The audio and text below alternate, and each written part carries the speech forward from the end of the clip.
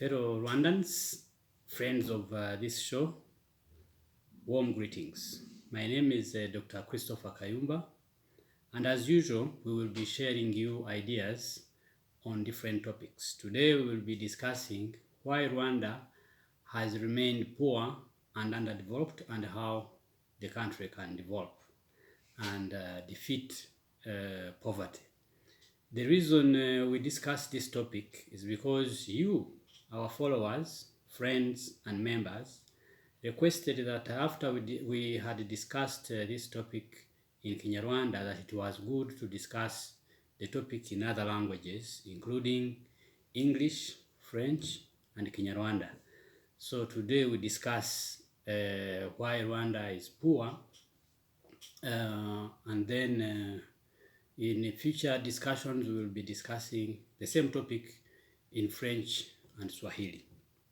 Before I go into the discussion, allow me again to request you to always give your comments. Secondly, to always subscribe such that whenever we give a presentation, it can reach you wherever you may be without searching for it. And finally, you can, of course, like or dislike, because all these ideas that we believe can help improve our presentation and the quality of the discussion. Now, this show will be divided into 3 segments. Segment 1 will present and I will discuss why some nations have developed and become wealthy while others have remained poor, including Rwanda.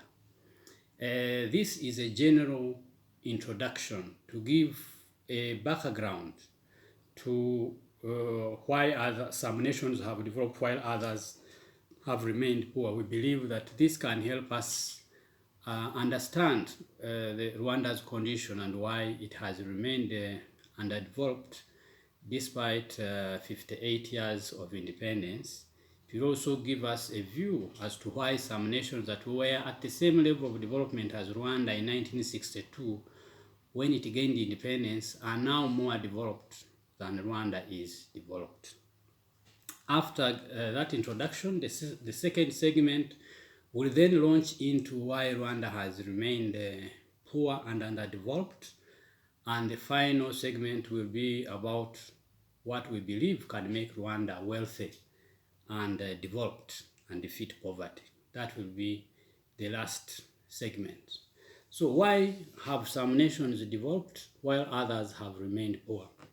Of course, different researchers and writers have have discussed this topic for a very long time, whether they publish this in books, whether they make presentations in video or documentary form, but this is a topic that is widely discussed. Some present the reasons why some nations develop while others remain poor by focusing on ideological underpinnings of societies and nations. Some focus, therefore, on capitalism and the modernization and a modernization theory that explains development in terms of a stage process, as if there is a beginning and an end, a known path that nations can go through to develop and become wealthy.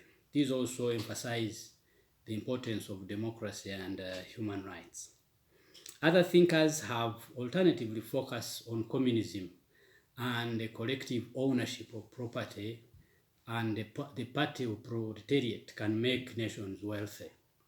Others, of course, have focused on the effects of colonialism and its effect on nations, especially in former colonies in Africa, Asia, and Latin America. And of course, some focus on structural conditions and the geography and natural resources of nations. And lately, some have focused on what they call a developmental state and the power of authoritarianism, thinking that to develop a nation needs a very strong leader who leads with an iron fist and focuses on the developmental project. For me, however, I believe that to better understand why nations have developed while others have remained underdeveloped, it is better to take a historical view of societies and nations and understand where uh, different periods in time have made some nations take off while others have remained stagnant or in poverty. This is important because when you view the evolution of human beings, you will find that most all human beings began life in similar manner. They began as hunters and gatherers. Then they moved into the agricultural revolution. Others shifted into industrial revolution. Others gained the consumer society, and others now talk about information society and the age of a knowledge economy driven by technology. For me, therefore, the best starting point to tell the story of why some nations have remained poor while others have developed and become wealthy, it is important to emphasize the role of stories, especially fictional stories, because all nations, especially the developed, all nations have begun on fictional stories, belief in fictional stories about origin, because that offers the basis on which wealth can be created. If you look at the evolution of human beings, the cognitive revolution gave us tools that, for example, animals do not have, only human beings have these tools, which is the tool of language and the ability to communicate and be understood by fellow human beings, which stories lead to um, cooperation in large numbers. Because it is through cooperation in large numbers that human beings have been able, for example, to build strong religions that have led to starting institutions such as in education and others. But also it is through this cooperation in large numbers that we have kingdoms and later have nations.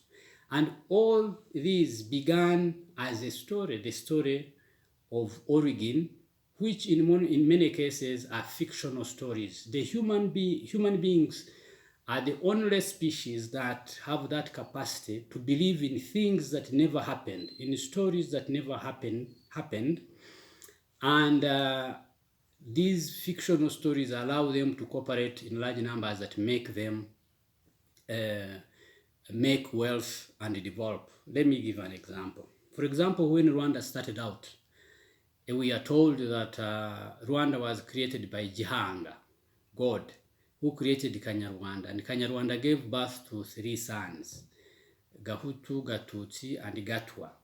And then Kanyarwanda also was born as a leader, what we call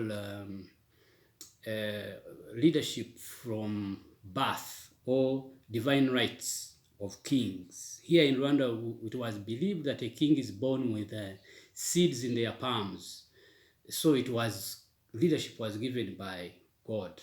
Because most Rwandans believed in these fictional stories, that they have a common God, that leadership originates from God, that they have a common origin from one parent. It allowed them to cooperate in large numbers and start developing their kingdom at the time, started farming on that basis, started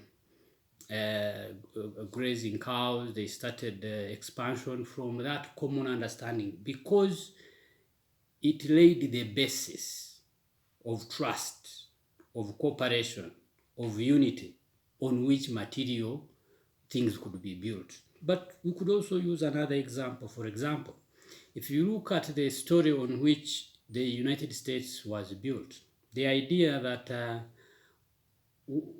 all men are created equal, and that we hold these truths to be self-evident.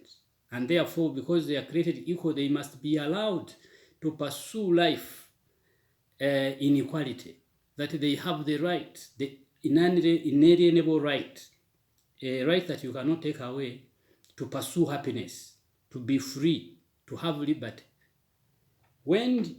Because the Americans believe it, whether it is rich Americans or poor Americans, the educated or less educated, this gives them a basis to build other things. Or we can even take the story of God, because it is also a fictional story, that God exists, and because God exists, there is heaven and there is hell. Because many people believed in these stories, it led to the development of big religions that have done different things, including building schools and things like that.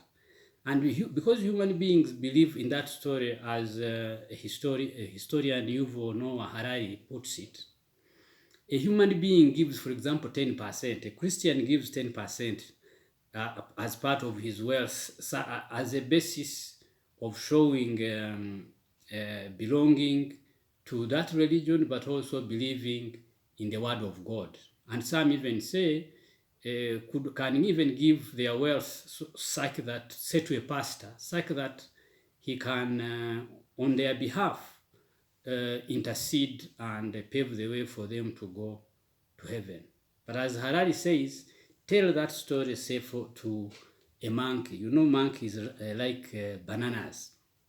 Find a monkey eating its banana, and you tell it that now, if you give me that banana, and if you give me that banana, I will, on your behalf, tell God that you are a very good monkey, and when you die, you'll go into the kingdom of monkeys. A monkey and eat bananas forever. A monkey will not accept. Why? Because a monkey and animals generally do not believe in fictional stories.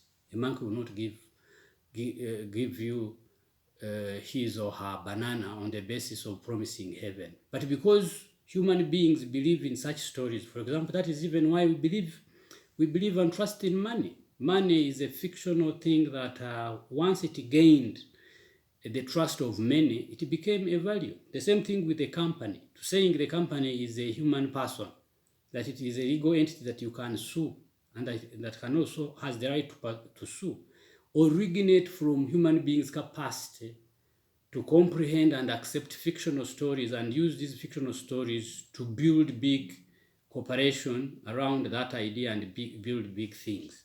So once we get to know that cooperation is extremely important in the development of human beings, then we can go to the next point in discussing why some nations develop while others remain poor, which is the question of leadership, ideas and beliefs of those leaders, and the role of government. Because leaders play a very important role, because government control tools of violence, because governments ensure that there is law and order, the beliefs and ideas of leaders matter a lot, because it is from the beliefs and ideas of leaders that, for example, we have laws that organize social, economic, and political life.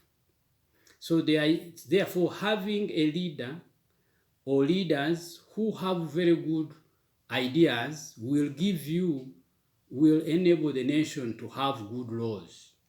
And that brings me to the role of institutions. Because once you have laws can put in place institutions, and how institutions interact and produce wealth. If you have, for example, institutions that are inclusive, that see citizens as having equal rights, institutions that are impersonal, institutions that do not treat people on the basis of how they were born, on the basis of ethnicity or tribe or race, but treat all citizens are equal, the chance of development is very high.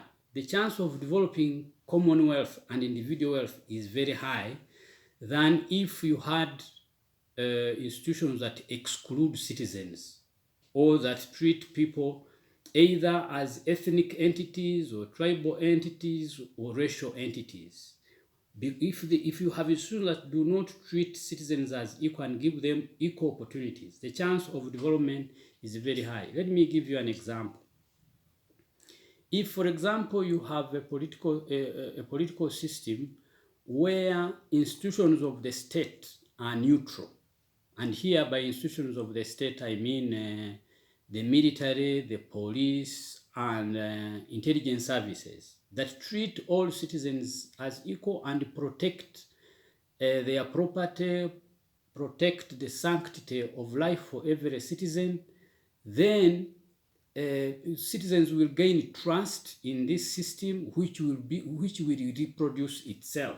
At the same time, if, for example, you have a government, and I distinguish between government and the state in the sense that the state is not elected. The state includes the territory of the country, the people, and institutions in charge of security. That is not elected. By government, I mean an elected government. Here you have the executive, you have the judiciary, and say the parliament. These institutions, if they are they have the mandate of the people, if they are inclusive, if you have a parliament where accessing to it is not limited to ethnicity or tribe or race or region, then people will have trust in this institution, which will make good laws, whether it is laws to do with finance or taxation or property rights. They will make good laws that will provide a foundation for a nation to develop. The same goes with institutions that deal with the economy, economic institutions. Financial institutions, if the financial institutions are open for everybody, if industry is open to every person, if there is no discrimination whereby a few individuals are favored to start industries and get preferential treatment, then a nation will develop. But if you have institutions that do not give equal opportunities to citizens, the chance of a nation development is very low.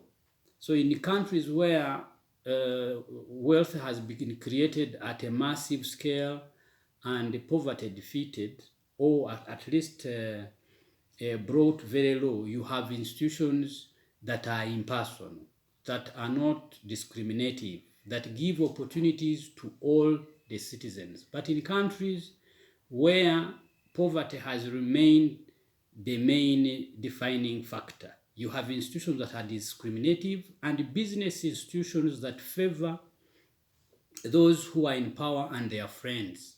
Because a few can access such opportunities, the chance of development will be very low. Which also brings me to the idea of science. Belief in science, belief in research, belief in innovation, and giving the scientific community the freedom to pursue knowledge, to pursue innovations, to discover without the interference of politicians and the state.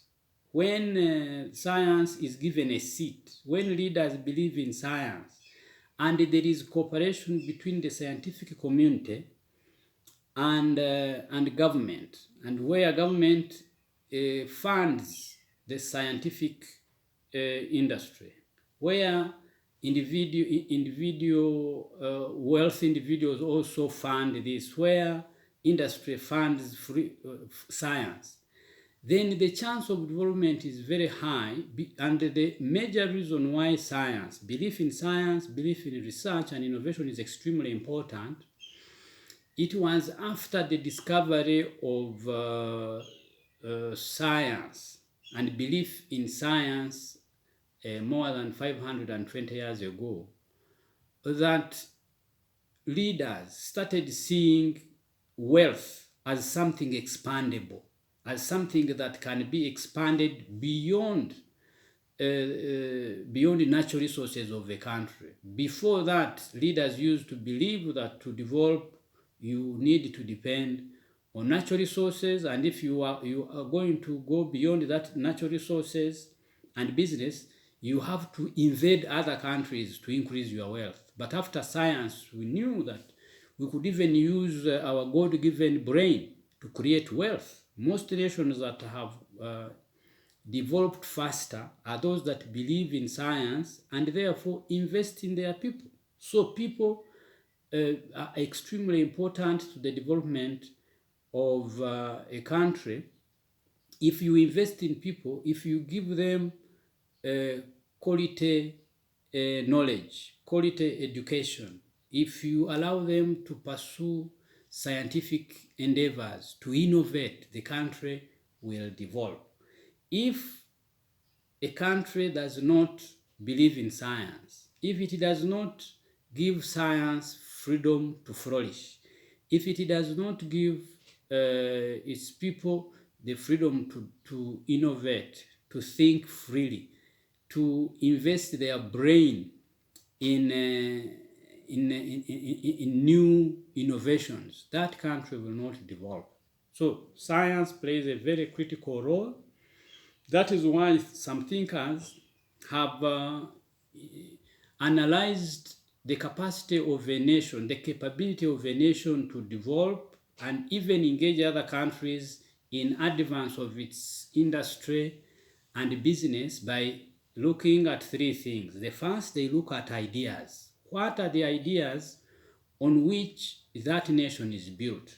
Ideas play a very critical role in the wealth of nations and in the poverty of nations. If you have very good ideas, if you believe in innovation, in discovery, in expanding the national cake, in expanding national wealth, not depending only on natural resources, then the chance of growth, of development, of creating wealth is very high. The second important point are the institutions on which wealth is created. Social institutions, political institutions, especially economic institutions that give opportunities to everybody. You will develop others, of course. The third is they look at natural resources of a nation, which also include the size of the population and the size of GDP. But that can also be improved by ideas and institutions. Then finally, to develop, after you have the ideas, good ideas, you have institutions that are inclusive, and you have science, and your people are empowered to change their structural conditions into conditions that can create wealth. Then you have to look at the tax code and the ease of doing business. It is always good when, because taxes can play a developmental wealth creating role, or taxes can destroy industry and business and individual and collective wealth. So that is why most nations prefer to have low taxes, especially for wealth creators, for industry, because the more taxes are low, the more individuals and entrepreneurs are willing to invest their money where they can get profit and reinvest that profit. And in this discussion, therefore, I want to end by emphasizing 4 points. The first critical element for a nation to develop, grow wealth, and reproduce it is trust between citizens and trust in the future. That trust does not come unless people have a common abiding story of where they are coming from as a people and where they are going. This story does not need to be true or untrue. What makes that story extremely important is because it builds cooperation. It makes people cooperate, citizens cooperate in large numbers to produce things. The second most important point I want to emphasize in the wealth of nations are ideas of leaders, ideas that produce good laws and ideas that produce good institutions. So number 3 then are the role of institutions, inclusive institutions, institutions that see people as equal, as citizens, and give them equal opportunities, provide what I call opportunity structures that allow individual ingenuity to flourish, industry to flourish, business to flourish, but also enable citizens working in concert and working through institutions to engage the outer world, to engage the world in advancing their businesses, in advancing their institutions, in advancing their ideas, and partaking to the global social structure to advance the wealth of nations. Once you don't have individuals who have the competence, the ability, who are not corrupt, who are well educated, it will be even difficult to engage the world and to promote your individual businesses. And the third critical element is the role of ensuring that the state is neutral, serves everybody equally, and the government as an elected entity is accessed without excluding anyone in the social structure, and finally ensuring that the market is free but regulated, because markets can also produce busts and produce poverty if they are monopolized by a few. When markets are free and there is a differentiation between the productive sector, which is the sector of the individual business owner, of industry, of business, then and the individuals working within that productive sector are free to operate without limitations or without favoritism, then a country will evolve. But if you have a production sector that is constrained by corruption, by favoritism, by exclusion, a nation will not develop. And finally, it is also good to differentiate the productive sector from the unproductive sector. And the unproductive sector, of course, is the realm of government, because government does so many good things, like providing security, peace, good laws, justice. But at the end of each financial year, it takes nothing to the market to sell. So once you differentiate those, one, the unproductive sector providing the environment on which business to flourish, and business is free of favoritism, of corruption, of interference from the state, then, and the people are well are educated, and science is given a seat, and institutions are fair and accessed by all, then a nation will develop. The next segment will be on why Rwanda has remained poor and underdeveloped and how it can be developed. Thank you very much, and please send your comments, like this or dislike this show, and please subscribe such that whatever presentation we make gets to you without you searching for it. Thank you very much. Have a nice day.